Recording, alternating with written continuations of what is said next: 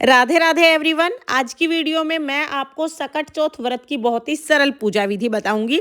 तो देखिए, अगर आप चौकी नहीं लगाना चाहते हैं तो आप बहुत ही सरल तरीके से भी सकट चौथ की पूजा कर सकते हैं।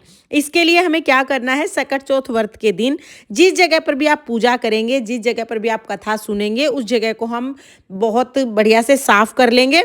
उसके बाद हम अपना पीलिया ओढ़ लेंगे। तो देखिए, जब बच्चे का जन्म होता है तो उसकी माँ के मायके से जो चुनरी आती है, यानी मायके से जो बच्चे के जन्म के समय चुनरी आती है, उसको पीलिया कहते हैं। हमारे यहाँ पर जब भी कोई व्रत त्योहार होता है, ये पीलिया जरूर ओढ़ा जाता है। सकट चौथ व्रत के दिन आपके पास पीलिया है तो आप पीलिया ओढ़ लीजिएगा, पीलिया नहीं है तो कोई बात नहीं, आप अपनी शादी की चुनरी भी ओढ़ सकते हैं। इसके बाद देखिए, आप चाहें तो आप सीधा जमीन पर पोछा लगा के, मिट्टी या हल्दी से चौका लगा के भी पूजा कर सकते हैं। लेकिन जमीन पर जब हम तिल चढ़ाते हैं, उन्हें उठाना बड़ा मुश्किल हो जाता है, इसलिए हम कोई थाली ले लेंगे। आप कोई भी थाली या प्लेट ले सकते हैं। इसमें हम स्वास्तिक बनाएंगे। स्वास्तिक बहुत ही शुभ चिन्ह होता है और हमारे सनातन धर्म में स्वास्तिक का बहुत महत्व है, तो स्वास्तिक आप जरूर बना लीजिएगा। रोली से हमें स्वास्तिक बनाना है, क्योंकि हम गणेश जी का पूजन करेंगे और गणेश जी के पूजन में लाल रंग का बहुत महत्व है। तो यहाँ पर हम रोली से स्वास्तिक बना लेंगे। इसके ऊपर हम गणेश जी को विराजमान करेंगे। आपके पास गणेश जी की जो भी फोटो या मूर्ति है, आप उन्हें विराजमान कर लें। आप चाहें तो आप सुपारी से भी गणेश जी बना सकते हैं। तो पहले थोड़े से तिल रखेंगे, उसके ऊपर हम गणेश जी को विराजमान कर लेंगे। इसके बाद सबसे पहले हम गणेश जी को स्नान कराएंगे। तो जल के छींटे लगाकर भाव रूप में हम यहाँ पर गणेश जी को स्नान करा लेंगे। स्नान हमने करा दिया है, अब हम गणेश जी को वस्त्र समर्पित करेंगे।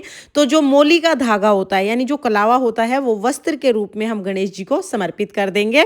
इसके बाद हम गणेश जी को तिलक करेंगे। तो रोली से हमें गणेश जी को तिलक करना है। पहले हम गणेश जी को तिलक कर देंगे, फिर जल का लोटा हमें लेना है और जल के लोटे को भी हम तिलक कर देंगे। इसके बाद आप अपने आप को तिलक कर लें। जो भी कथा कहानी सुन रहे हैं, जो भी पूजा में शामिल हैं, सबको आप तिलक कर दीजिएगा। अगर आपके पास फूल है तो आप फूल भी समर्पित कर दीजिए, फूल नहीं है तो कोई बात नहीं, बगैर फूल के पूजा कर सकते हैं। सकट चौथ व्रत में तिल का बहुत ज़्यादा महत्व है, तो हम कच्चे तिल ले लेंगे और ये थोड़े से तिल हम गणेश जी को समर्पित कर देंगे। अब देखिए, हमें गणेश जी को भोग समर्पित करना है। तो तिलकुटनी व्रत में, यानी सकट चौथ व्रत में तिलकुट बनाया जाता है। कुछ लोग कथा सुनने से पहले ही तिलकुट बना लेते हैं। तिलकुट बनाने के लिए हम तिल को पहले कढ़ाई में चटका लेते हैं, यानी हल्का गर्म करते हैं।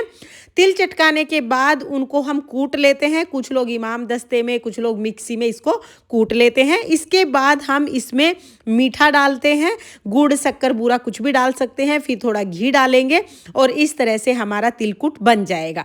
तो कुछ लोग कथा सुनने से पहले ही तिलकुट बना लेते हैं। अगर आपने पहले तिलकुट बना लिया है तो जब आप पूजा करेंगे, जब कथा सुनेंगे, तो आप गणेश जी को एक कटोरी या किसी भी बड़े बर्तन में, जैसा भी आपका सामर्थ्य हो, उस हिसाब से तिलकुट चढ़ा देंगे। और अगर आपके यहाँ पर कथा सुनने के बाद शाम को तिलकुट बनाया जाता है तो फिर आप कच्चे तिल चढ़ा देना। तो इस तरह से हम भोग समर्पित कर देंगे।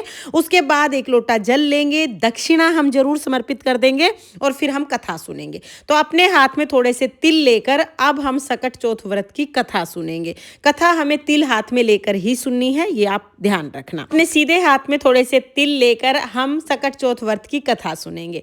कथा का वीडियो आपको चैनल पर मिल जाएगा, लिंक मैं डिस्क्रिप्शन में दे दूंगी, आप वहां से देख लेना। यहीं पर कथा सुनाती तो फिर वीडियो बहुत लंबा हो जाता है, इसलिए कथा का वीडियो मैंने अलग कर दिया है।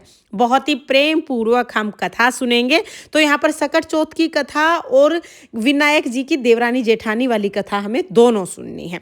कथा सुनने के बाद जो हमने तिल लिए हैं, ये तिल थोड़े से हम गणेश जी को समर्पित कर देंगे और थोड़े से जल के लोटे में डालेंगे। उसके बाद जो तिल हैं, कहानी सुने हुए जो ये तिल हैं, इसके हमें दो हिस्से करने हैं, एक सूर्य देवता के लिए और एक चंद्रमा देवता के लिए। तो देखिए, यहाँ पर हमने दिन में कहानी सुनी है, तो जो सूर्य देवता के नाम के तिल हैं वो तो हम जल के लोटे में डाल देंगे, क्योंकि ये जल का लोटा हमें सूर्य देवता को चढ़ाना है। और चंद्रमा को हमें रात को अर्घ देना है। तो चंद्रमा के नाम के जो कहानी सुने हुए तिल हैं वो हम अपने पल्लू से बांध लेंगे। रात को जब चंद्रमा उदय होंगे तो हम इन्हीं कहानी सुने हुए तिल के दानों से चंद्रमा को अर्घ दे देंगे। इस तरह से हमारी कथा पूर्ण हो जाएगी। फिर हम जो जल का लोटा है, इसमें से थोड़ा सा जल लेकर और जो भी हमने थाली या जो भी हमने ये पूजा की है, इसके ऊपर से 2 बार वार के हाथ जोड़ लेंगे। फिर हम सूर्य देवता को अर्घ दे देंगे।